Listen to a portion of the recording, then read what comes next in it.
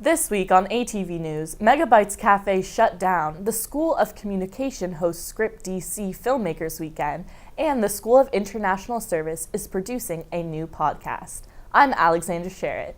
And I'm Shekinah Collier. ATV News starts now.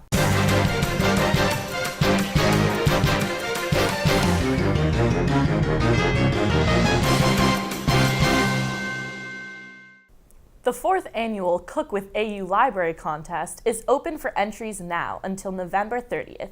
Get inspiration for your dish by checking out cookbooks from our campus library. To enter, you must make a yummy recipe, post a picture on social media using hashtag CookWithAULibrary, and caption your post with the book title and name of recipe. You can check out other students' recipes by searching the hashtag on Instagram. American University's Office of Sustainability launched a 3-week energy reduction campaign called hashtag AU Unplugged on October 29th. Students will be able to learn more about energy reduction on campus at events hosted by sustainability educators, games on the quad, and social media trivia until November 16th. If you attend an event, you can enter to win a sustainable swag prize pack. Follow @TheGreenAU and look out for hashtag AU Unplugged on social media to stay updated on the campaign and tips on how to live a more sustainable life on campus. Up next is Margaret Wright with the World News Report. I'm Margaret Wright with your World News Report. Nyla and the Uprising, a movie about a young woman, Nyala Aish, and her experience in Gaza during the First Intifada, is playing at the Film Across Borders Stories of Women event at American University. Film Across Borders is a multicultural series of 50-plus cinematic works by and about women being shown in 14 venues throughout DC from October 5th to December 18th. Nyla and the Uprising is playing at the Melissa Doyle and Michael Foreman Theater Wednesday, November 14th from 7 p.m. to 9:45 p.m. The School of International Service is producing a new podcast called The Big World Podcast. Each podcast covers complex issues and features an expert from the School of International Service at American University.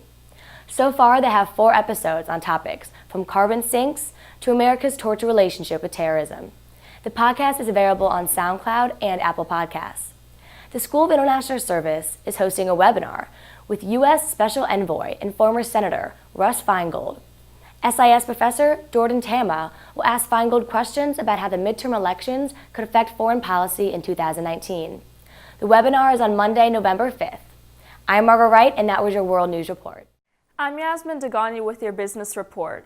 Jose Arrieta, Kogod alum and Associate Deputy Assistant for the Department of Health and Human Services, will speak at the Kogod Blockchain Forum November 7th.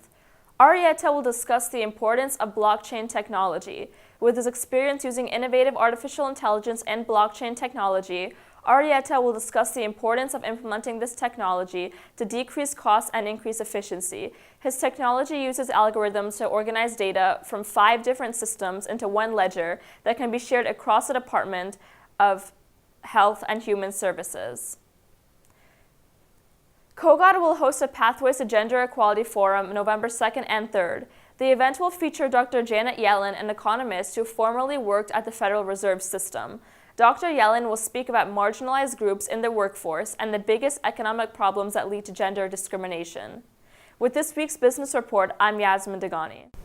Now let's hear from Gabby Dell with the Politics Report. I'm Gabby Dell with your Politics Report. College Republicans hosted a trip to Maryland to canvass for the gubernatorial candidate Larry Hogan November 3rd.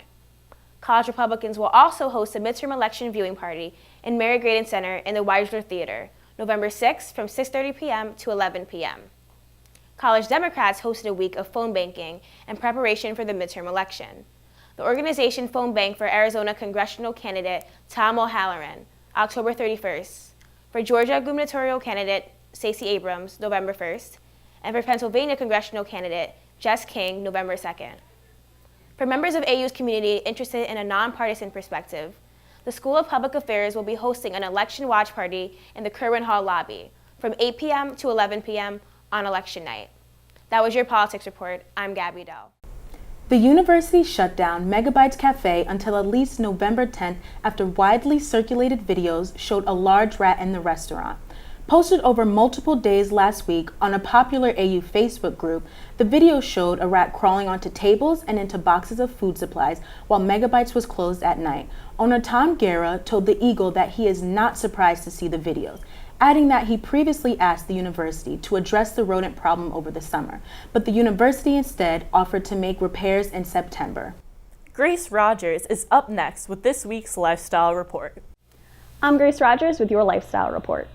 The School of Communication hosted a 3-day Script DC Filmmakers Weekend Conference to support the work of Mid-Atlantic filmmakers October 26th through the 28th. The event featured 12 workshop sessions and panels that focused on writing, directing, and producing. During the panels, media professionals shared their expertise about content expectations and shared discussions about future trends on social media. Participants could also attend networking sessions to write a full-length script for panelists to critique. The Katz and Art Center hosted In Our Hands, Music Shaped by the New World, last Saturday, November 3rd.